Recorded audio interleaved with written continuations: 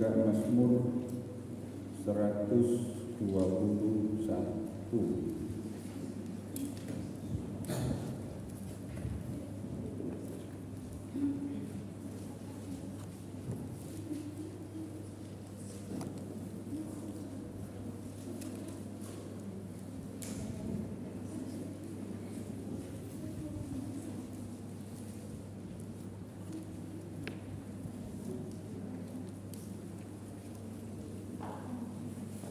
Silakan siapkan doanya dulu ya.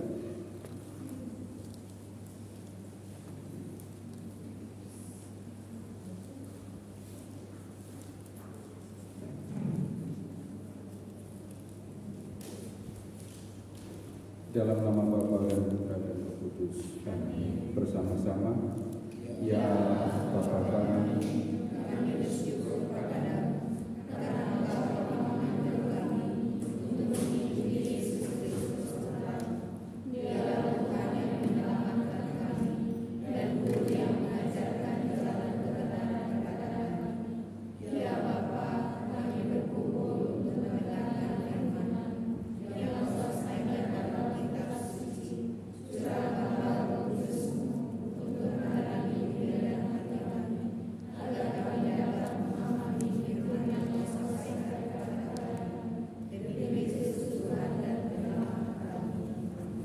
Mazmur 121.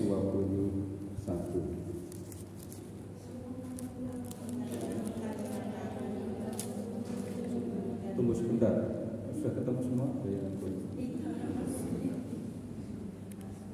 121.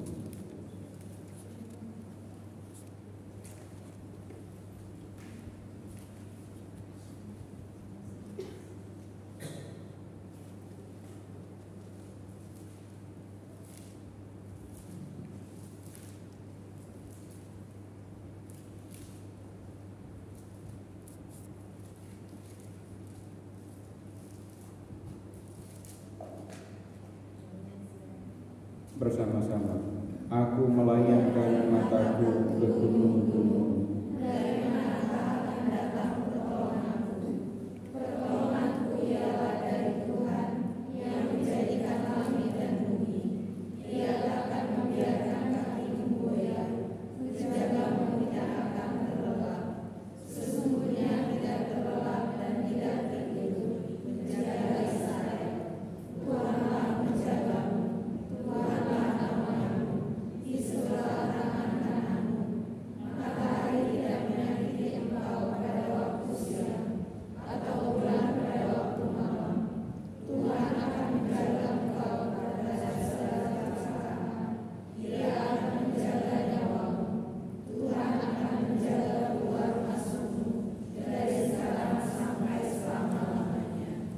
Kemuliaan kepada Bapa dan Putra dan Roh Kudus,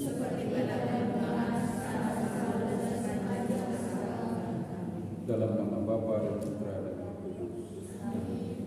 Baik, selamat malam untuk Bapak dan saudara semua. Di pertemuan yang lalu-lalu kita sudah lihat ya kisah-kisah yang diceritakan oleh Tuhan Yesus ya. Masih ingat cerita apa saja? Yang cerita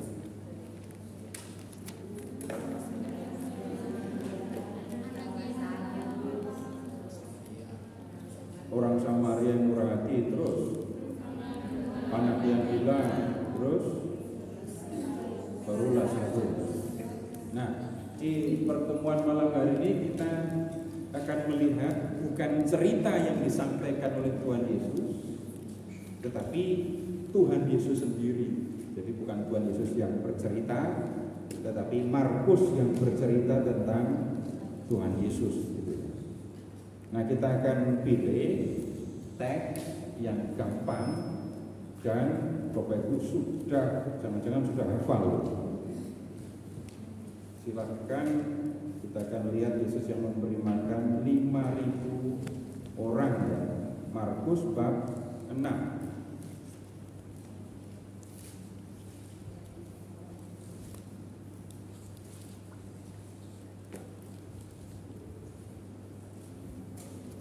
Seingat Bapak Ibu, setahu Bapak Ibu, ini Tuhan Yesus memberi makan orang banyak ini siang apa malam? Seingat Bapak Ibu, saya tidak minta baca teks.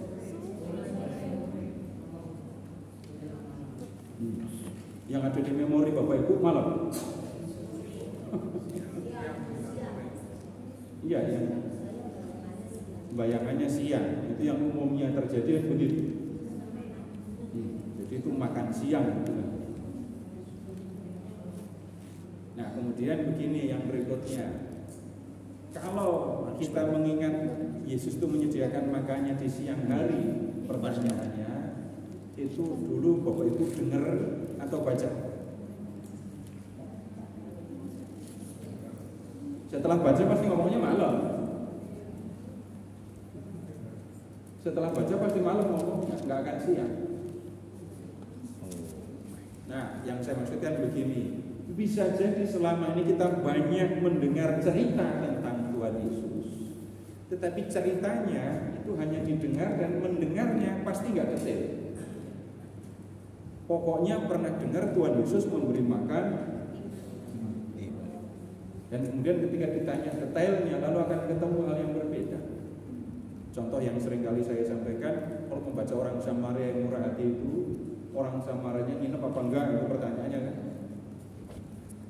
Kemudian begini, kalau ini orang Yesus memberi makan orang banyak, pertanyaannya itu siang apa malam? Itu kalau malam pasti melukisnya sulit kan ya? Menggambarnya pasti sulit. Kalau digambar-gambar kan terang semua kan.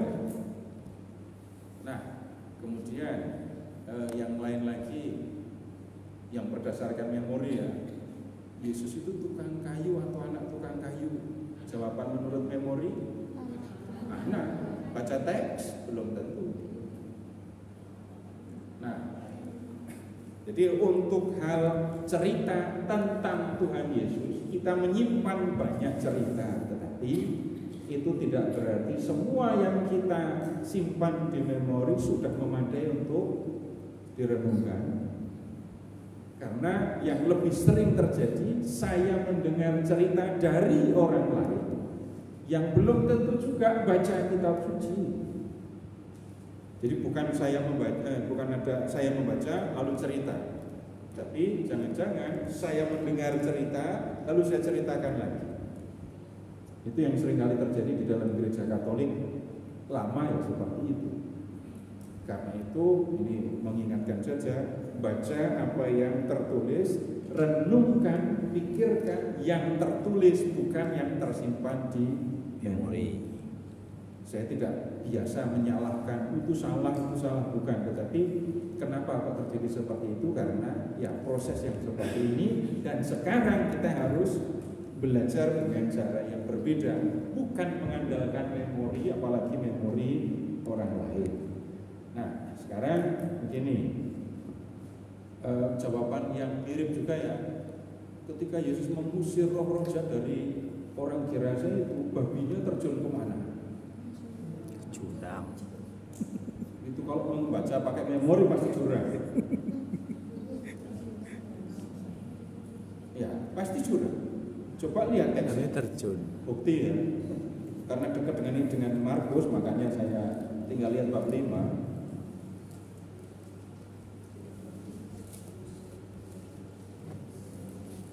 Ayat 13, bab 5, Markus bab 5 ayat 13.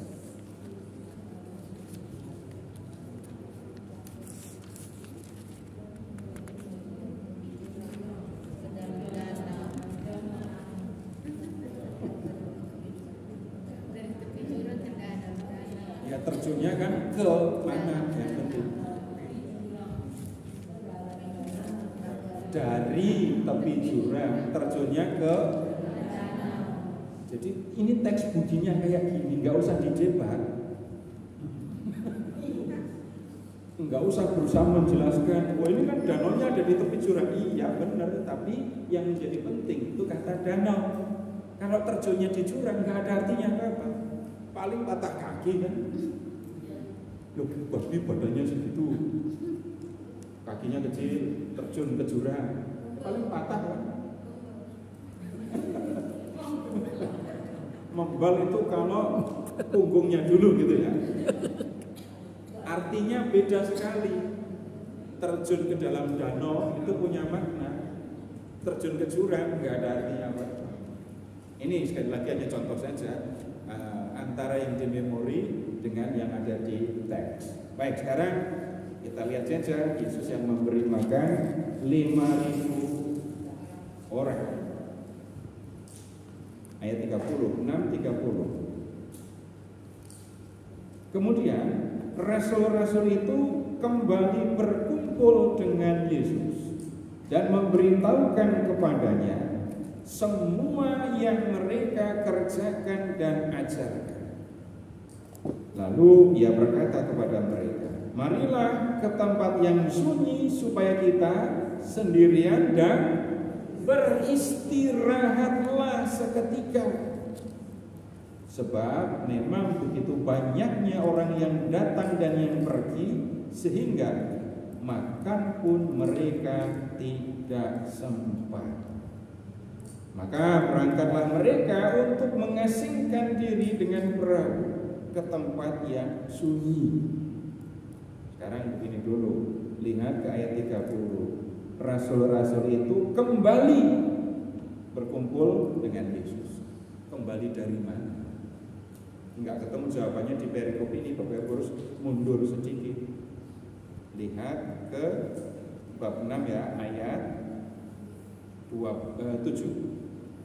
Ayat 7. Ia memanggil ke-12 murid itu dan mengutus mereka berdua-dua. Ia memberi pesan kepada mereka, ia memberi kepada mereka kuasa atas roh-roh jahat dan berpesan kepada mereka supaya jangan membawa apa-apa dalam perjalanan dan seterusnya. Lalu ayat 12. Lalu pergilah mereka memberitakan bahwa orang harus bertobat dan mereka mengusir banyak setan dan mengoles banyak orang sakit dengan minyak dan menyembuhkan mereka. Ini para rasul pergi dua-dua naik apa? Jalan kaki. Dan pergi berdua-dua jalan kaki bukan karena mau pesiar, tapi karena mau punya tugas memberitakan apa itu pertobatan, mengusir setan-setan, menyembuhkan orang sakit. Jadi mereka pergi jauh gitu ya. Dan kemudian mereka balik ketemu dengan Yesus. Nah, baru balik lagi ke ayat 30. Kemudian rasul-rasul itu kembali berkumpul dengan Yesus dan memberitahukan kepadanya semua yang mereka kerjakan dan ajarkan. Mengajarkan pertobatan, mengusir setan, lalu menyembuhkan orang sakit gitu. Itu seperti kalau ini kita pergi dari bepergian gitu ya, lalu pulang sampai rumah cerita dulu kan ya. Setelah cerita banyak, terus ibu nyuruh saya apa? Kalau udah habis cerita, mandi, setelah mandi, makan, setelah makan, istirahat, gitu kan? Ini lihat, para murid pergi memberitakan pertobatan. Kemudian mereka bisa mengusir setan, bisa menyembuhkan orang sakit. Lalu mereka pulang ketemu Yesus. Ceritanya pasti seru. Bayangkan 12 orang bercerita. Ramai sekali. Nah, ternyata lihat ayat 31 ya. Lalu ia berkata kepada mereka, mari kita pergi ke tempat yang sunyi supaya kita sendirian dan beristirahatlah seketika. Sebab memang begitu banyaknya orang yang datang dan pergi sehingga makan pun mereka tidak sempat. Mereka ketemu Yesus, berkumpul dengan Yesus, dan ternyata ada banyak orang yang datang kepada Yesus dan para rasul tetap harus ngurus mereka. Perhatikan, sampai makan saja mereka enggak sempat. Nah, kemudian perhatikan ucapan Yesus. mari kita pergi ke tempat yang sunyi supaya kita bisa sendirian dan kamu bisa istirahat gitu. Dan menyendirinya gak tanggung-tanggung loh ya. Ayat 32. Maka berangkatlah mereka untuk mengasingkan diri dengan perahu ke tempat yang sunyi. Mengasingkan diri beneran kan? Bukan masuk rumah terus kunci pintu, lampu dimatiin, enggak. Naik perahu ke tempat yang sunyi. Udah jauh beneran kan ya dari orang banyak. Niatnya para murid biar istirahat. Terus tapi belum makan mereka. Ya, belum makan. Kemudian lihat ke ayat 33 sekarang, ada situasi yang aneh. Tetapi pada waktu mereka bertolak, banyak orang melihat mereka dan mengetahui tujuan mereka. Dengan mengambil jalan darat, segeralah datang orang dari semua kota ke tempat itu sehingga mendahului mereka. Ketika Yesus mendarat, ia melihat sejumlah besar orang banyak, maka tergeraklah hatinya oleh belas kasihan kepada mereka, karena mereka seperti domba yang tidak mempunyai gembala. Lalu mulailah ia mengajarkan banyak hal kepada mereka. Tunggu dulu, ini Bapak Ibu, kita membayangkan, kita memperhatikan perjalanan dengan perahu menyeberangi danau. Kalau dengan perahu itu ya, minimal ada lurusnya kan? Langsung lurus ya, betul-betul. Kalau jalan kaki, belok. nggak bisa mengikuti perahu, pasti akan melingkar menyusur pantai. Harusnya siapa yang lebih dulu nyampe? Harusnya perahunya yang lebih dulu nyampe. Tapi ternyata dalam teks ini yang duluan nyampe siapa? Orangnya nyampe duluan. Lari. Itu artinya apa? Mereka bukan jalan santai. Mereka berjalan cepat-cepat. Dalam situasi yang seperti ini mereka mikir bekal apa enggak?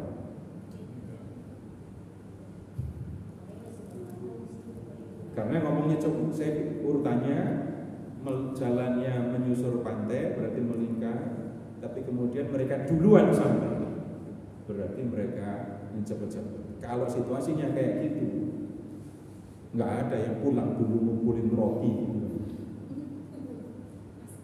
Yang mereka pikirkan, yang mereka inginkan cepat sampai. Cuma cepat sampai terus ketemu Tuhan Yesus. Urusan makan enggak mereka pikirkan. Nah kemudian sekarang Bapak Ibu ini gunakan imajinasi untuk membayangkan bagaimana orang-orang itu jalan. Lalu akan datang jalan rame-rame tapi cepat. Seru kan ya jalannya? Jalannya pasti seru. Jalannya cepat-cepat, bareng-bareng. Nah kemudian sekarang lihat Yesus mendarat.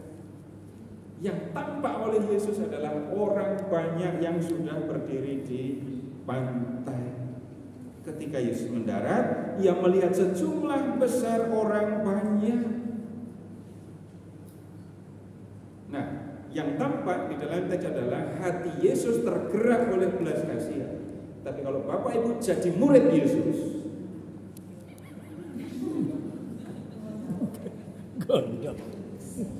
reaksi bisa bermacam-macam loh ya. Ada yang mungkin ada yang apa namanya ya, jengkel gitu. Kesel. Gondok. Tapi kemudian bisa jadi karena saya sering ketemu dengan orang-orang banyak jenis ini, orang juga bisa, murid-murid itu juga bisa jadi heran, kok bisa orang-orang itu seperti ini. Tapi yang ya mereka pasti kehilangan, nggak jadi istirahat. Makan belum istirahat. Nah, kemudian kemudian lihat hati Yesus tergerak oleh belas kasihan. Lalu Yesus mulai mengajarkan banyak hal kepada mereka. Bapak Ibu, amati ya, yang dilakukan oleh Yesus itu mengajar. Yang diharapkan oleh orang banyak itu apa? Ya Yesus makanan.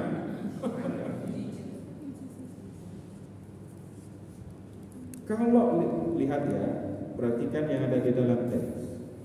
Ketika Yesus mendarat, ia melihat sejumlah besar orang banyak, maka tergeraklah hatinya oleh belas kasihan kepada mereka, karena mereka seperti domba yang tidak mempunyai gembala.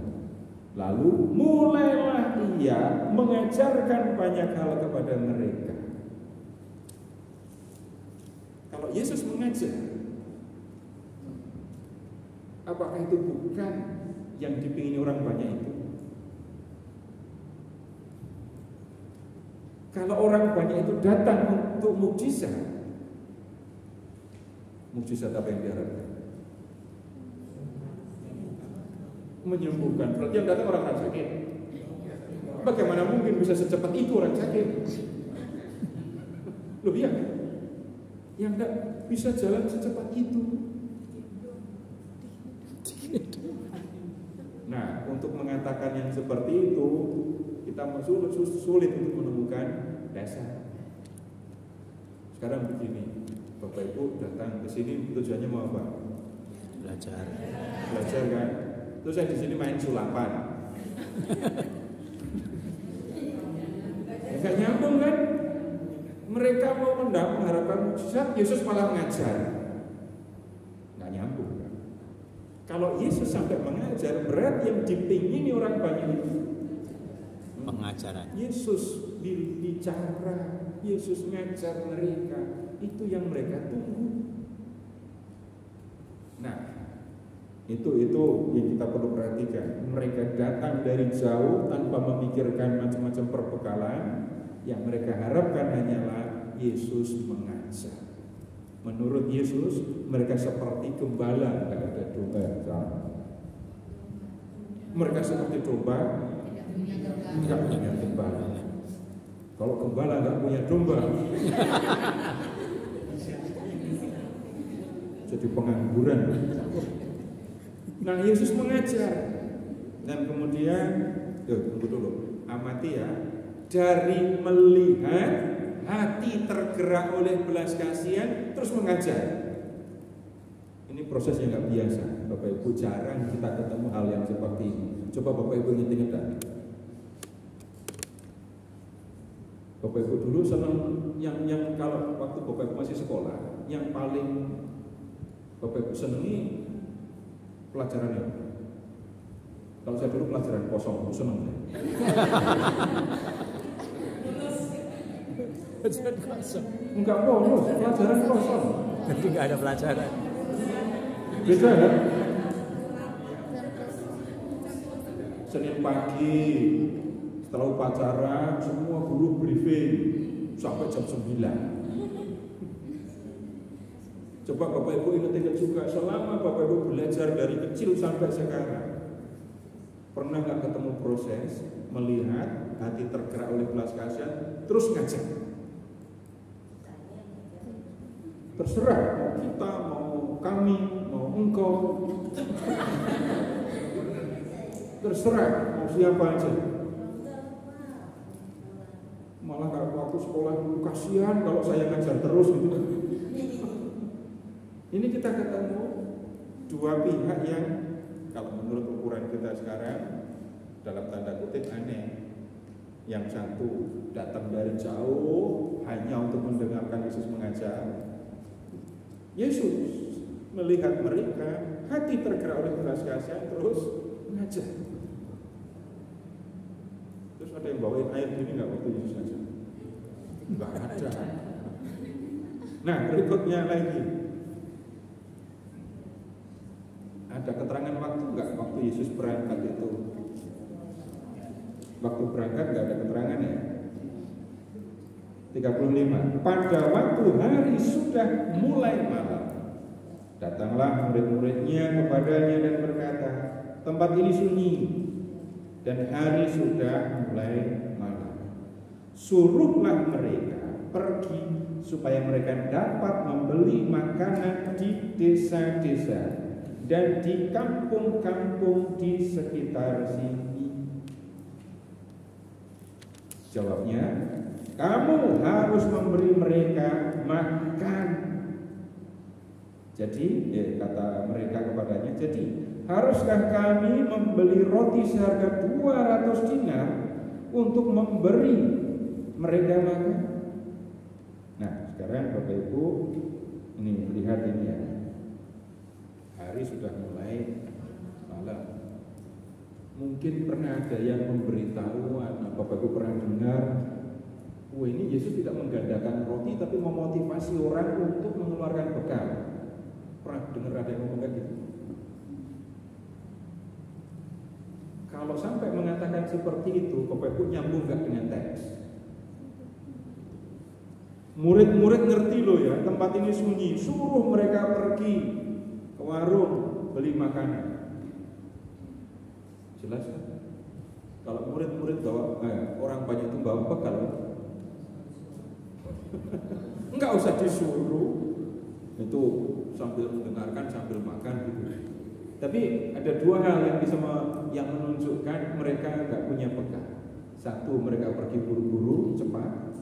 Yang kedua, lihat murid-murid ini ya minta supaya Yesus menyuruh mereka belanja.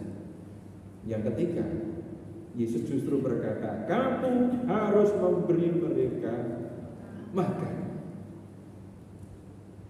Kalau cuma sekian ini yang datang, Bapak Ibu ini misalnya nggak ada bawa snack gitu ya, Bapak Ibu tolong berikan snack. Ada yang berani? Pasti banyak kan? Berapa orang? Itu doang kan? Keluar dari gereja, belok kiri di sebelah kanan jalan. Itu ada yang jualan roti kan? Nah, itu terjangkau kalau seperti ini. Nah, kalau sudah tempatnya sunyi, lalu ketemu angka berapa? 5.000 itu di ayat berapa?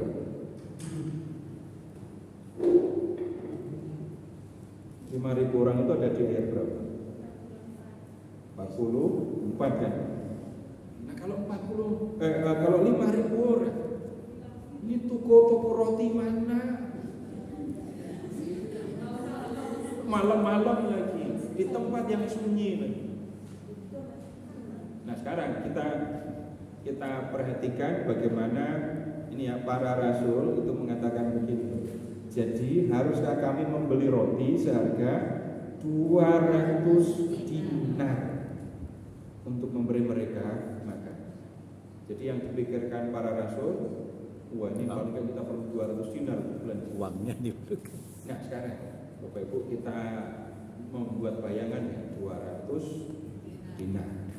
Tolong Injil Markusnya diberi tanda. Markus teks yang kita baca diberi tanda, lalu silakan membuka Injil Matius bab 20. Menyiapkan kalkulator.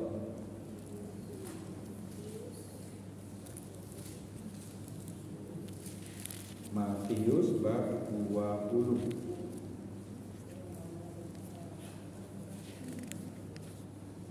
Yang perumpamaan tentang orang upahan di kebun anggur itu.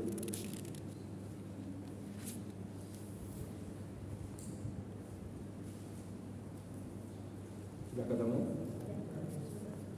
Jadi kerajaan Allah itu seumpama orang yang punya kebun anggur pagi-pagi keluar rumah nyari orang-orang yang mau kerja di kebun anggurnya kan.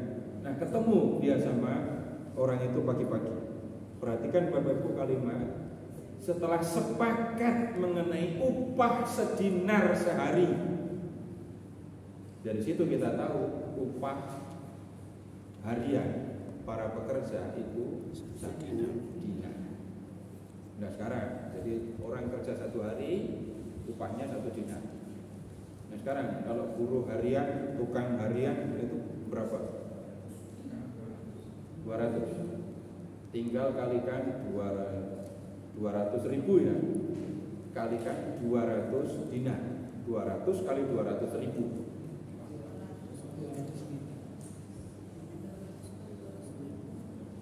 400 kali 400 itu enggak, saya udah minta siapa kalkulator kok. 4 kali 4 8. 40 juta. 40 juta. Nasi uduk sebungkus berapa?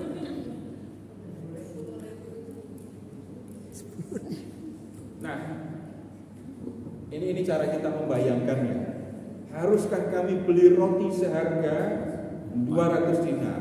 Haruskah kami belanja roti 200 dinar? Bayangan kita pakai hitungan sekarang, masa kita harus beli roti 40 juta? Nomor satu, duitnya. Yang kedua, nyari tempat yang jual roti untuk sekian banyak orang. Beli di mana? Sudah pasti hal yang sulit. Tempatnya sunyi lagi. Terus memangnya ada tukang roti yang sedia segitu banyak di malam hari? Harus datang ke berapa tukang roti? Nah, kemudian kita lihat apa yang dilakukan oleh Yesus menghadapi murid-murid yang keheranan, ya. Tetapi ia berkata kepadanya, berapa banyak roti yang ada padamu? Coba periksa. Sesudah memeriksanya, mereka berkata, 5 roti dan 2 ikan. 5 roti, 2 ikan. Ini bekal yang tersisa pada para murid. Nah, muridnya ada 12, tambah Yesus 1, tinggal punya roti 5, ikan 2. Ini harusnya jatah berapa orang ya? 5 roti 2 orang itu, 5 roti 2 ikan, harusnya untuk makan berapa orang? 2. 5, terus ikannya cuma dicium doang gitu.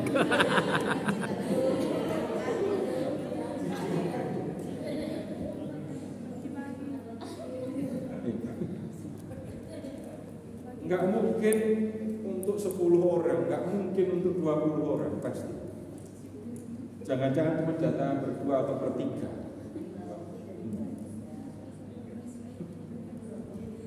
Nah, kemudian ya cuma itu yang mereka punya. Dan ketika mereka mengatakan yang seperti itu, apakah mereka sudah berpikir Tuhan Yesus mau ngapain? Enggak, belum. Lalu ia menyuruh orang-orang itu supaya semua duduk berkelompok-kelompok di atas rumput hijau. Maka duduklah mereka berkelompok-kelompok. Ada yang 100, ada yang 50 orang. Jadi udah 5.000 orang kumpulin jadi satu kelompok-kelompok. Jadi kita malam hari ini cuma satu kelompok paling tidak. Nah, jadi kelompoknya udah banyak sekali ini sebenarnya. Kemudian ayat 41. Dan setelah ia mengambil 5 roti dan 2 ikan itu, ia menengadah ke langit dan mengucap berkat. Lalu memecah-mecahkan roti itu dan memberikannya kepada murid-muridnya supaya dibagi-bagikan kepada orang-orang itu. Begitu juga kedua ikan itu dibagi-bagikannya kepada semua mereka. Nah, Bapak Ibu yang jadi pertanyaan ini begini, Bapak Ibu yang muncul di bayangan Bapak Ibu ya, di imajinasi. Ini roti yang cuma 5 itu terus numpuk jadi banyak. Atau ini roti di keranjang diambil, yang ini masih ada, diambil lagi, yang keranjang masih ada. Yang mana yang di bayangan Bapak Ibu? Yang pertama atau yang kedua? Yang kedua. Diambil nggak habis-habis. Ya. Enggak apa-apa, ini enggak ada konteks, tapi sudah pasti roti yang sedikit itu jadi banyak. Tapi bisa juga kombinasi yang keduanya. Kalau ini roti itu jadi banyak, enggak langsung membunuh, tapi roti itu jadi banyak, bagi tetap enggak habis. Nah, itu dua-duanya atau boleh pilih satu, boleh pilih yang pertama, boleh pilih yang kedua, boleh dua-duanya. Jadi jawaban A dan B benar. Karena kita tidak menemukan yang ada di dalam teks. Tapi yang pasti tadinya cuma 5 roti dan 2 ikan, terus jadi banyak. Nah, lihat, mereka semuanya makan sampai kenyang. Kemudian orang-orang mengumpulkan potongan-potongan roti 12 bakul penuh, selain daripada sisa-sisa ikan. Nah, kemudian Bapak Ibu, di ayat 43 ini kita juga ketemu alasan mengapa tidak bisa diterima pemahaman Yesus memberi motivasi untuk membagi bekal. Kenapa? Sisanya berapa? 12 bakul. Coba ada orang bawa bekal sampai sisa sepersegini, nggak bisa diterima juga. Jadi yang terjadi, Yesus menggandakan roti, menyediakan makanan untuk orang banyak ini. Jadi yang lebih tepat lagi, bukan memberi makan 5.000 orang, tapi memberi makan 5.000 orang laki-laki lapar. Sama atau beda? Beda. Coba kalau pas soal lingkungan atau ini terus ditawarin, maaf sudah kenyang. Itu roti satu cukup untuk 50 orang. Yang terakhir baru ngambil karena ditawarin, maaf sudah kenyang, itu semua 5.000 orang laki-laki lapar. Habis perjalanan jauh dan ini sudah waktunya makan malam. Terus yang lebih banyak makan laki-laki atau perempuan? Pasti perempuan.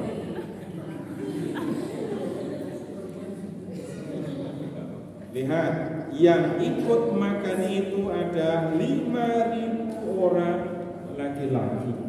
Di paralelnya di teks lain dikatakan perempuan gak dihitung, anak gak dihitung. Maka pertanyaannya tadi, yang lebih banyak makan itu laki-laki apa perempuan?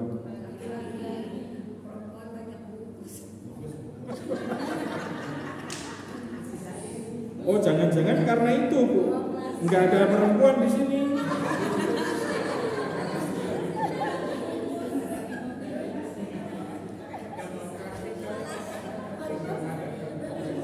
Itu keterangan untuk ayat 43 ya dan 43 dan 44. Coba kalau pada bungkus nggak akan ketemu 12 bakul. 12 bakul sisa. Ini yang datang laki-laki semua. Nah, sekarang Bapak Ibu, sekarang kita lihat apa yang sebenarnya dikerjakan oleh Tuhan Yesus ya. Jadi melihat orang banyak, hati tergerak oleh belas kasihan, mengajar. Setelah mengajar, memberi mereka makan. Nggak usah komplain, kenapa kok nggak siapin minumnya?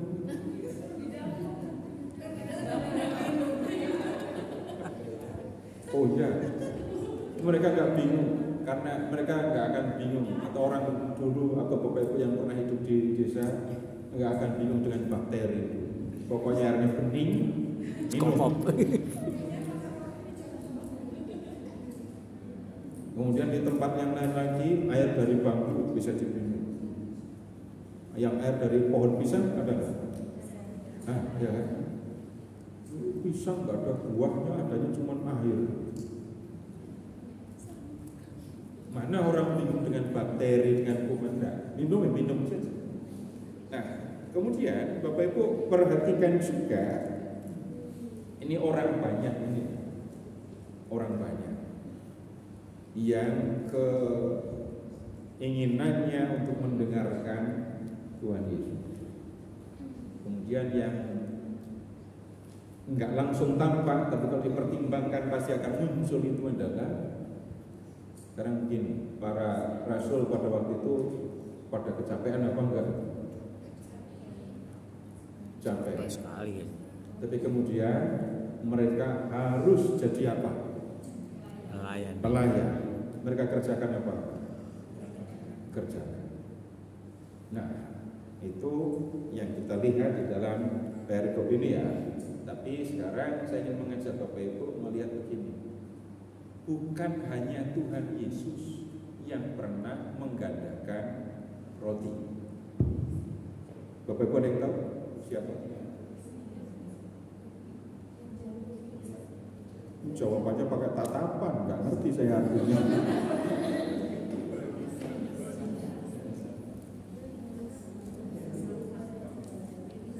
Silakan, tolong cariin ya.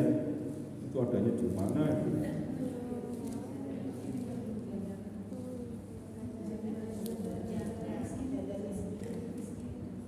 Janda Yusuf kenapa?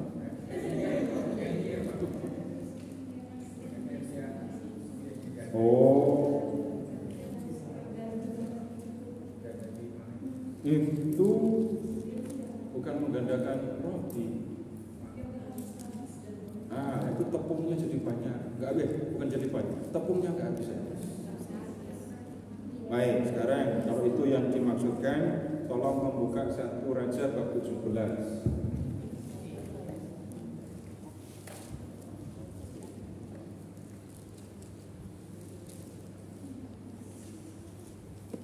Itu 1 Raja ya, 1 bab 17.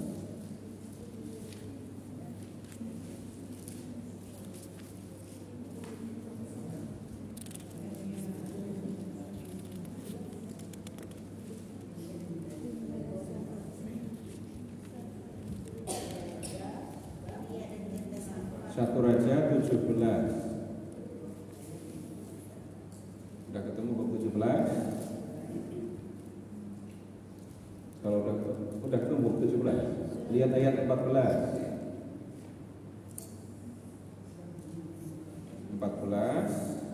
dan 16.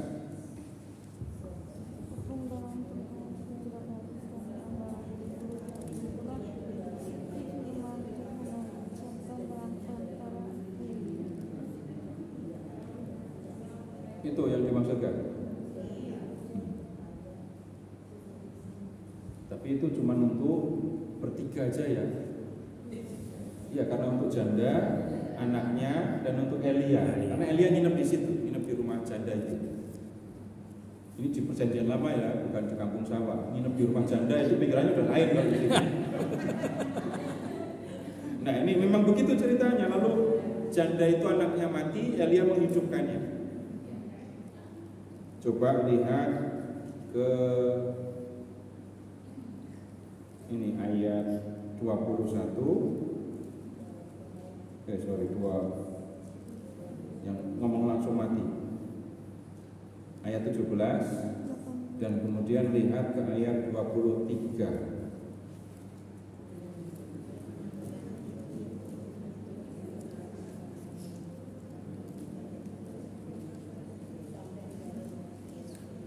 Jadi anak janda itu mati,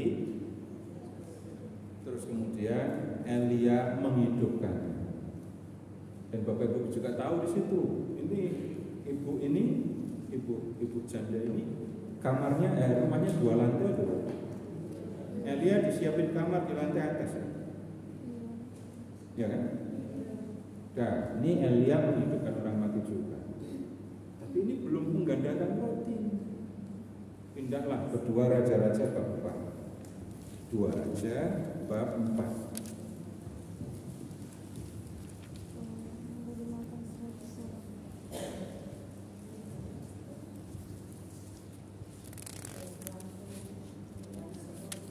ayat 42.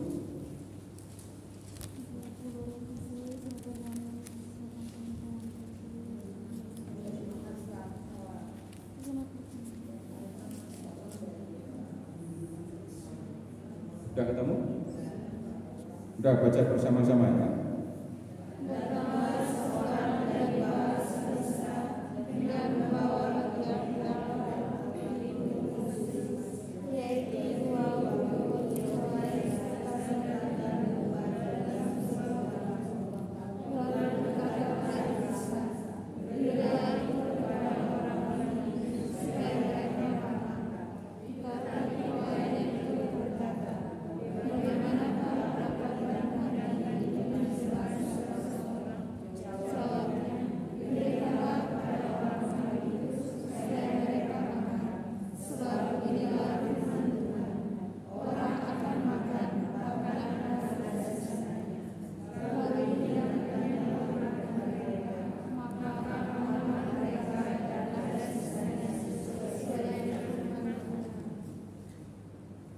Jadi ini Nabi Elisa menyediakan makanan untuk 100 orang dari 20 roti jelek. Jadi dari 20 roti jelek untuk 100 orang. Padahal kalau kita membaca kisah Elisa itu cuma hidup berdua. Elisa dengan pelayannya itu. Elisa dengan pelayannya. Untuk 2 orang disiapin 20 roti. Untuk 100 orang harusnya berapa jadi? Kalau untuk berdua itu 10. Kalau untuk 100 soal ceritanya pelajaran matematika. Kalau untuk 100 orang harusnya untuk berapa? 1.000 apa 100? 2 orang. Seorang 10. Kalau 100 harusnya 1.000. Nah, sekarang begini. 2 orang nabi ini membuat mukjizat yang sama dengan yang dibuat Yesus ya? Atau dibalik? Yesus membuat mukjizat yang pernah dibuat oleh 2 nabi di perjanjian lama, tetapi mukjizat Yesus jauh lebih dahsyat. Sekarang balik ke Injil Markus, tapi ke bab 8.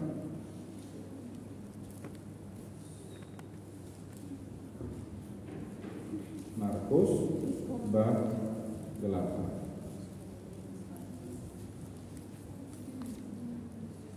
Lihat ayat 27 sampai dengan 28. Markus bab 8 ayat 27 dan 28.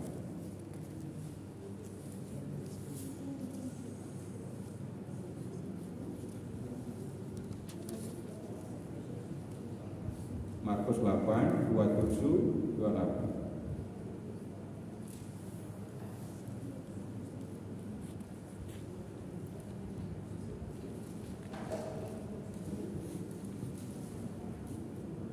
Sudah ketemu?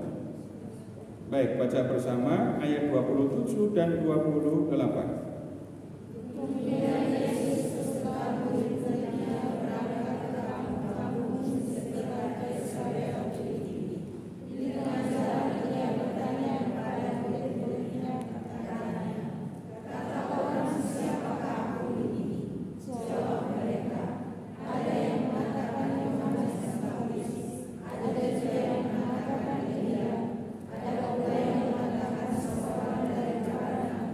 Kenapa orang banyak berpikir bahwa Yesus itu adalah Mesias? Kenapa orang banyak menyangka berpikir bahwa Yesus adalah Elia? Satu, menggandakan roti kalau Elia membuat tepung habis. 2, membangkitkan orang mati. Ini Yesus melakukan ini, Yesus melakukan ini. Ini seperti Elia. Berarti orang ini adalah Elia. Atau seorang, nggak ada Mesiasnya, nggak ada Mesias. Kemudian atau seorang nabi lain, kalau menggandakan roti, urusan menggandakan roti, orang-orang Yahudi pasti akan mengingat Nabi Elisa. Dua orang nabi ini dikenal karena membuat mujizat. Jadi Elisa, Yesus menggandakan roti. Mereka juga membangkitkan orang mati. Jadi Bapak Ibu, ketika ini membaca satu perikop, lalu ternyata ini ada hubungan dengan perikop yang lain. Bapak Ibu, ini tentang pengakuan Petrus, Bapak Ibu tahu. Tentang Yesus yang menggandakan roti, Bapak Ibu tahu. Sebelum belajar juga udah tahu. Elia yang membuat gandum gak habis, ngerti. Elisa yang menggandakan roti, bisa jadi belum, kalau belum baca. Tapi kemudian kita melihat ternyata yang satu dengan yang lain ada hubungannya. Dari mana tahu? Gak ada cara lain, belajar. Kita bisa ingat satu, ingat yang lain, tapi belum tentu langsung bisa ketemu hubungannya satu dengan yang lain. Baik, ada yang perlu ditanyakan? Kalau ada, silakan. Ini kenapa orang-orang banyak itu sepertinya ayat berapa ini?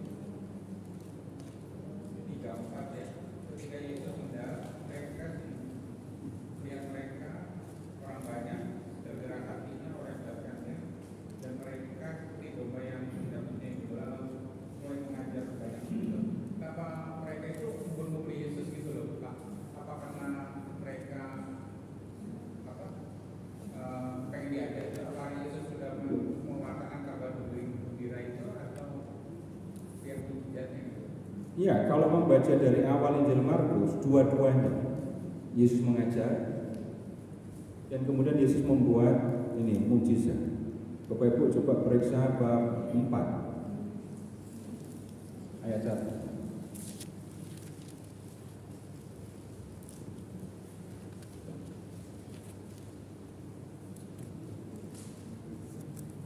Bab 4, Markus bab 4 ya, ayat 1.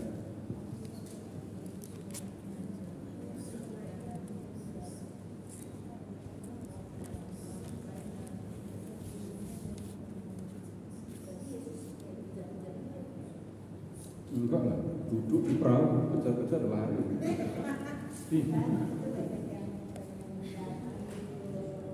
Nah, justru ini yang saya ajak Bapak Ibu lihat. Orang banyak itu senang sekali dengerin Tuhan Yesus ngajar. Nah, kemudian begini, orang-orang Yahudi di zaman Yesus, bahkan di zaman sebelum Tuhan Yesus lahir, itu punya kebiasaan untuk belajar. Jadi belajar itu merupakan hal yang bisa dikatakan biasa, kegemaran, sehingga ketika ada orang yang mengajar dan mereka menilai orang ini bisa didengarkan pengajaran, mereka akan senang. Dan kalau Tuhan Yesus mengajar, itu kan ada tekniknya. Tekniknya bagaimana? Begini, semua nggak ada yang bawa catatan kan ya? Nggak ada yang bawa Alkitab juga. Jadi mengajar sama-sama tangan kosong. Bagaimana caranya? Yang dilakukan oleh Tuhan Yesus itu adalah menggunakan gaya bicara yang gampang diingat. Cara yang gampang diingat itu nomor satu, cerita. Cerita apa lagu? Tapi dua-dua ini. Tapi Yesus nggak nyanyi sih, bukan nyanyi. Minimal tidak ada tinggalannya di teks ya. Tapi cerita. Lagu itu juga membuat orang gampang mengingat. Bapak Ibu silakan mengingat, tahu lagu bintang kecil bisa bisa nyanyi bintang kecil tahun berapa? Tahun berapa? Tahun kecil gitu. Ya, dan sampai sekarang masih ingat? Waktu itu dengar apa baca notasi? Dengar. Hanya mendengar, nyanyi beberapa kali, ingat sampai tua. Gitu kan? Itu teknik bicara, cerita. Bapak Ibu silakan ingat saja. Cerita rakyat yang Bapak Ibu ingat, yang Bapak Ibu dengarkan waktu masih kecil. Mulai kundang sang kuriang itu terus ditanya di mana-mana jawabannya itu. Nah itu tersimpan lama di memori. Bapak Ibu perhatikan kalau Tuhan Yesus mengajar. Ya, pakai cerita jelas kita barusan bahas yang lalu. Kemudian ketika Tuhan Yesus mengajar juga menggunakan apa yang ada di sekitar. Kerajaan Allah itu seumpama biji sesawi. Kerajaan Allah itu seumpama orang yang menarik pukat. Itu Yesus ngajarnya outdoor semua kan. Itu membantu, membuat orang gampang mengingat dan orang senang mendengarkan. Nah, ini Bapak Ibu yang sebenarnya perlu mendapat perhatian kita sebagai pengikut Yesus. Kalau orang mengaku sebagai murid Yesus, murid kan? Kerjaan murid itu apa? Jati diri seorang murid itu apa? Belajar. Nah, kalau gurunya aja senang belajar, kalau muridnya malas belajar. Jangan ngaku kalau jadi murid Yesus kalau begitu kan. Nah, Yesus belajar. Kalau Yesus bisa mengajar begitu banyak hal dan punya teknik yang mengajar yang seperti itu, nggak mungkin nggak pakai belajar. Jadi orang Yahudi, jadi yang pertama orang Yahudi punya kebiasaan belajar dan belajar tentang firman Allah, tentang hukum Allah, itu kegembiraan mereka. Baik, sekarang ini dulu ya. Tolong buka Mazmur 1 dulu sebelum istirahat.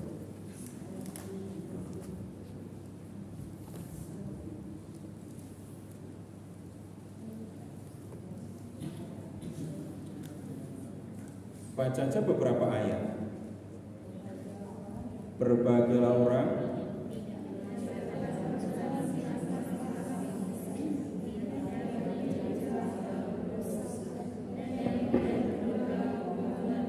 Nah, baru berikutnya ini. Tetapi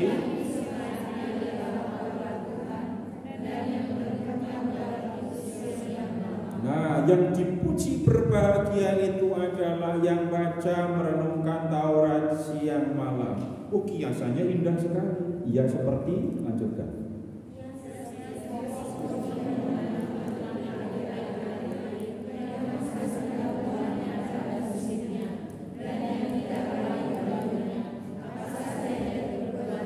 Ya, jangan bayangkan pohon di sini, bayangkan Bapak Ibu di padang gurun, lalu ada aliran air, terus di pinggir aliran air ada pohon. Di sana sini kering, pohon pada layu, yang di pinggir aliran air ini pohonnya apa? Hijau. Kayak gitu kalau orang merenungkan Taurat siang malam. Itu pujian, itu suasana Bapak Ibu untuk orang Yahudi belajar Taurat itu hal yang serius. Begitu Pak. Dan kita minum. Dan kalau begitu membaca, kita akan ketemu misalnya kalau dengan Elia. Nah, kemiripannya seperti itu. Tapi kemudian di sisi yang lain kita akan ketemu begini. Di gunung, di puncak gunung, di Gunung Tabor itu yang datang menjumpai Yesus, Musa dan Elia. Kemudian di sisi yang lain lagi kita ketemu Yohanes Pembaptis, itulah Elia. Jadi kalau yang kemiripan hal kesamaan tentang mujizat ya kita sudah lihat ya. Nah kemudian begini, Elia ini menurut kitab Maleakhi, Tuhan akan datang untuk menghakimi. Kemudian gini, orang benar akan selamat, yang nggak benar nggak akan selamat. Nah, sebelum hari Tuhan datang untuk menghakimi itu, Elia akan datang dulu. Nah, kalau di dalam Injil, Yesuslah Tuhan yang akan menghakimi itu, dan yang mempersiapkan umat supaya bertobat dan tidak dihukum. Nah, itulah Yohanes Pembaptis. Nah, tapi kita perlu waktu lebih banyak yang seperti ini ya. Jadi kemudian dengan nabi yang lain, kalau di Injil Matius, Yesus itu juga dipandang sebagai Yeremia. Bapak-Ibu boleh periksa Matius bab 16. Matius 16.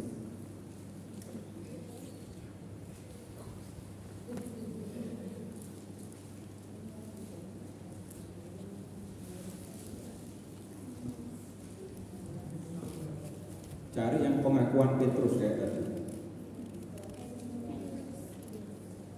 Kata orang, siapa aku ini?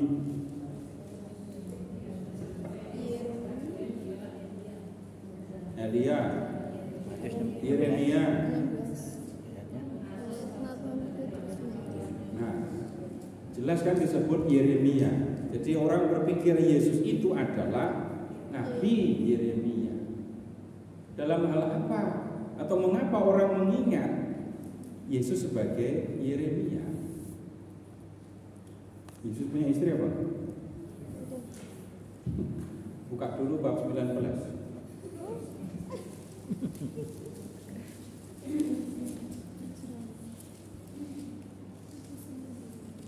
Cari.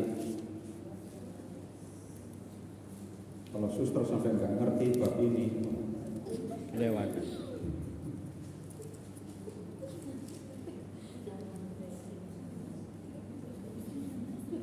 Tentang orang-orang yang nggak kawin, bener kan bab 19 ya?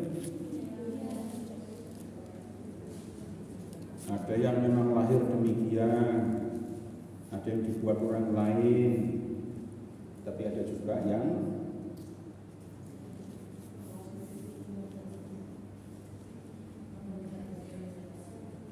membuat dirinya demikian demi kerajaan. Udah ketemu ayat yang saya maksudkan. Nah, ini Tuhan Yesus kan ngomongin dirinya sendiri.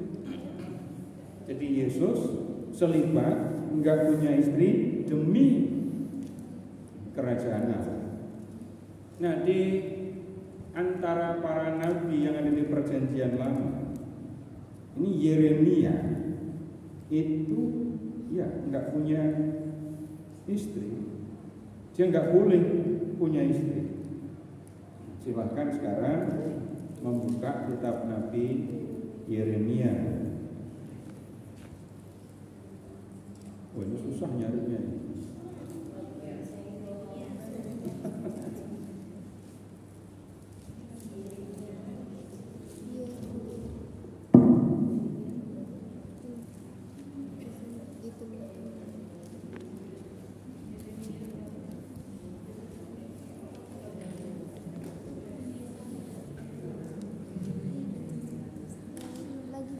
Yer.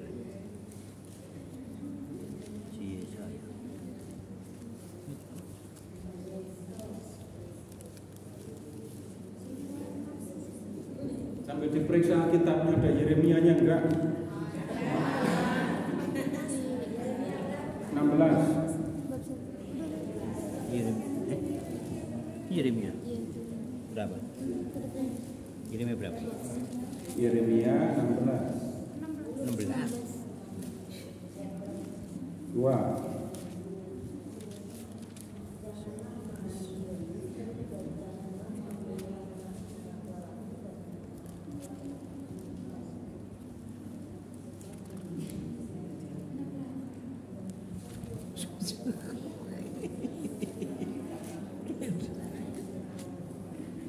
Yeremia 16, lihat ayat 2. Ya, baca seterusnya juga nggak apa-apa.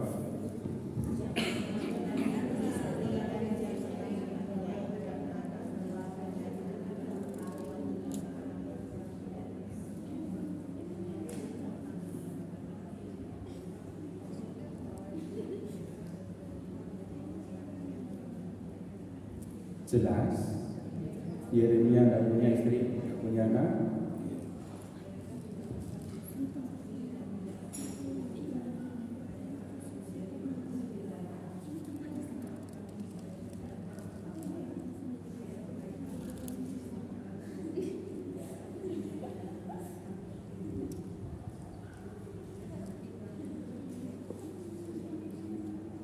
Nggak jelas? Pindah ke bab 7. Yeremia bab 7.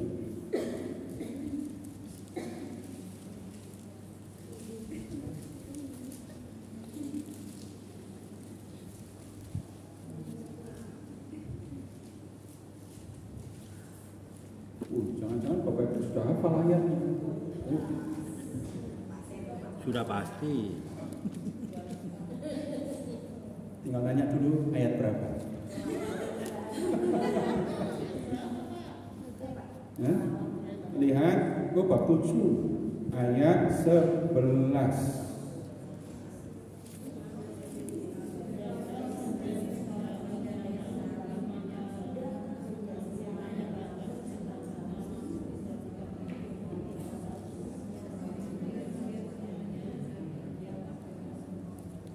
Coba lihat ayat 2.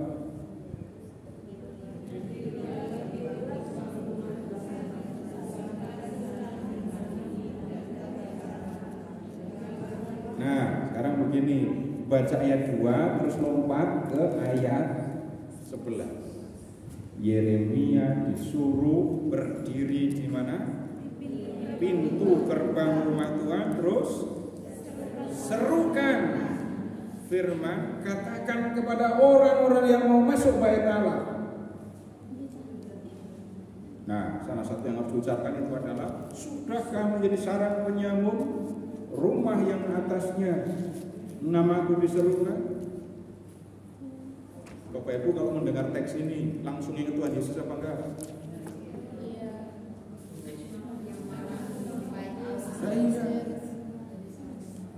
Jadi Bapak Ibu ingat ya, Tuhan Yesus marah aja kutipnya Yeremia.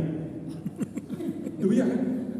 Rumahku akan disebut rumah doa bagi segala bangsa, tapi kamu menjadikannya sarang penyamun. Coba mulai besok kalau marah.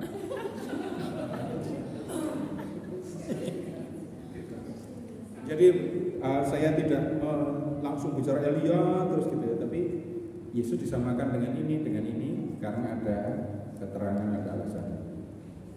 Baik, masih ada? Nomor 1.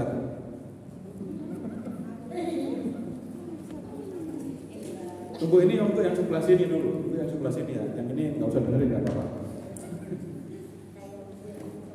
Jelaskan teladan Tuhan Yesus dalam perikop ini. Jelaskan teladan Tuhan Yesus dalam perikop ini. Untuk saya,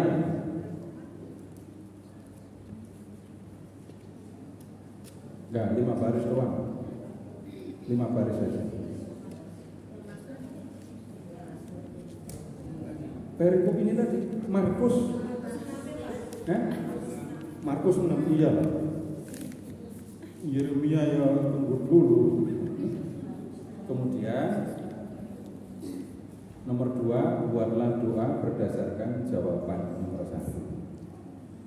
5 baris juga. Ingat, nggak usah ngomong selamat malam Tuhan Yesus, enggak. Apalagi selamat malam Bapa, Putra, Roh Kudus, terima kasih, enggak, langsung pada pokok persoalan. Jelaskan teladan Tuhan Yesus dalam perikop ini untuk saya. Nomor 2, buatlah doa berdasarkan jawaban nomor 1, masing-masing 5 baris. Nah, pertanyaan itu di sebelah kiri saya. Tinggal ganti Tuhan Yesus diganti orang banyak. Jelaskan teladan orang banyak dalam perikop ini untuk saya. Buatlah doa berdasarkan jawaban nomor 1, masing-masing 5 baris.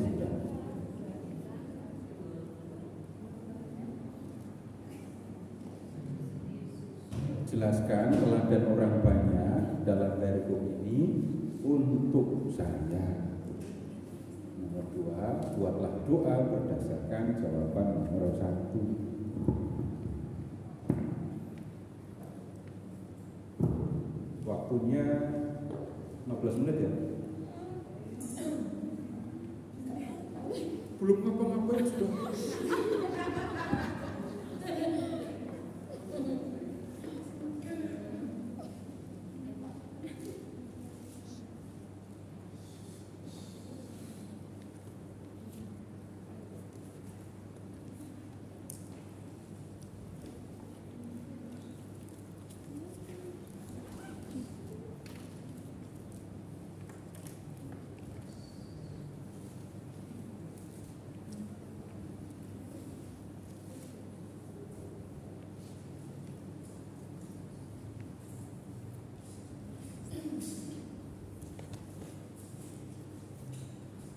Melalui Yesus Kristus Putra, kami telah memahami apa yang Kau kehendaki dan kami ingin menyampaikan kepada doa-doa kami. Silakan.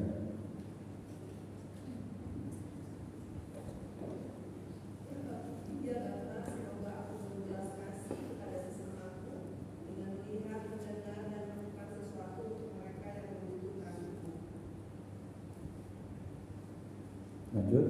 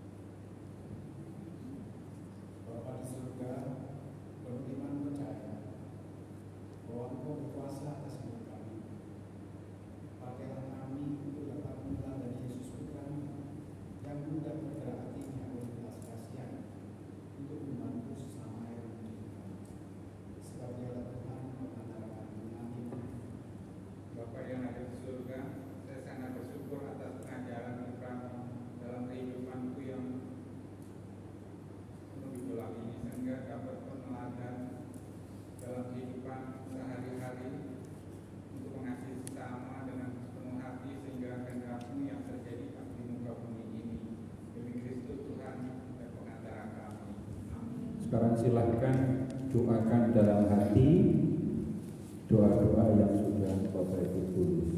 Silahkan doakan dalam hati.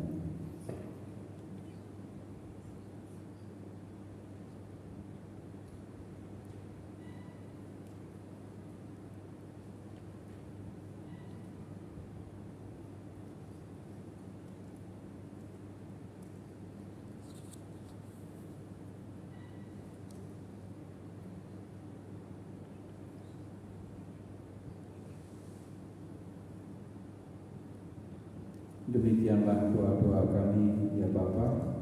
Kami percaya Engkau berkenan untuk mendengarkannya. Kita doakan bersama-sama doa Bapa kami. Bapa kami yang ada di surga, dimuliakan namamu, datanglah kerajaan-Mu, jadilah kehendak-Mu di atas bumi seperti dalam surga. Berilah kami rezeki pada hari ini, dan ampunilah kesalahan kami, seperti kami mengampuni yang bersalah kepada kami. Dan janganlah masukkan kami dalam pencobaan, tapi bebaskanlah kami dari yang jahat. Amin. Kita doakan bersama doa sesudah membaca kita. Ya Allah Bapa kami telah mendengarkan firman-Mu. Kami bersyukur atas Roh Kudus yang telah membimbing kami untuk memahami firman-Mu. Bantulah kami agar firman-Mu tumbuh dan menghasilkan buah yang melimpah. Kobarkanlah dalam diri kami kasih kepada-Mu kepada sesama, supaya kami semakin mengasihi Engkau dan makin mengasihi sesama kami. Demi Kristus Tuhan dan Penyelamat kami. Amin. Kemuliaan kepada Bapa dan Putra dan Roh Kudus, Seperti pada permulaan, sekarang, selalu, dan sepanjang segala abad. Amin. dalam nama Bapa dan Putra dan Roh Kudus. Amin. Baik, ini malam ini baru saya mendengar contoh doa ya. Selama ini kan saya nggak ikut dengerin dalam kelompok ya. Nah, kemudian catatan nomor 1, nggak boleh lupa. Kalau kita berdoa itu ditujukan kepada siapa? Bapa. Ini tadi contohnya semua kepada Bapa? Enggak. Berdoa kepada Bapak-Bapak Ibu boleh periksa kalau Bapak Ibu ikut misa itu dari awal sampai akhir, dari tahun ke tahun. Doa semua ditujukan kepada Bapa. Hanya beberapa kali sepanjang tahun doa kepada Tuhan Yesus. Ya. Jadi doa itu kepada Bapa. Kemudian baru di akhir kalimat, di akhir doa, dalam kebiasaan kita, demi Kristus, dengan perantaraan Kristus, Tuhan. Gak mungkin kan saya mengatakan Tuhan, terus kemudian di bagian akhir demi Tuhan, dengan perantaraan Tuhan, gak bisa. Jadi doa ditujukan kepada Bapa, kemudian baru di bagian akhir dengan perantaraan atau demi Kristus. Dan ini pasti gak akan lupa. Baik, cukup untuk malam hari ini. Terima kasih, selamat malam.